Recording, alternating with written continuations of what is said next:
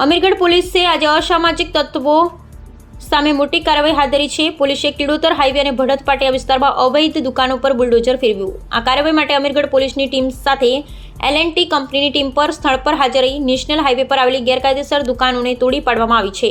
આ કાર્યવાહીથી વિસ્તારના અસામાજિક તત્વો અને બુટલેગરોમાં ભયનો માહોલ છવાયો છે। પોલીસની કડક કાર્યવાહીથી સમગ્ર વિસ્તારમાં ફફડાટ ફેલાયો છે। આ અભિયાન દ્વારા પોલીસે સ્પષ્ટ સંદેશ આપ્યો છે કે કોઈપણ પ્રકારની ગેરકાયદેસર પ્રવૃત્તિઓ ચલાવી લેવામાં આવશે નહીં। આ કાર્યવાહી આગામી દિવસોમાં પણ ચાલુ રહેશે તેવું જણાવ્યું હતું। ગુજરાત રાજ્યના મહેરબાન ડીજીપી સાહેબની સૂચનાથી તથા અમારા રેન્જ આઈજી સર તથા બનાસકાંઠા જિલ્લા પોલીસ વડાની સૂચના અને માર્ગદર્શન આધારે અમે અમીરગઢ તાલુકામાં કુલ 25 માથાભારે અને વારંવાર ગુના આચરતા ઈસમોનું લિસ્ટ બનાવેલ છે। જેઓ ગેરકાયદેસર વીજ કનેક્શન તથા મકાન કે દુકાન જો ગેરકાયદેસર બનાવેલ હોય તો તે દબાણ દૂર કરવા માટેની કાર્યવાહી ચાલુ છે।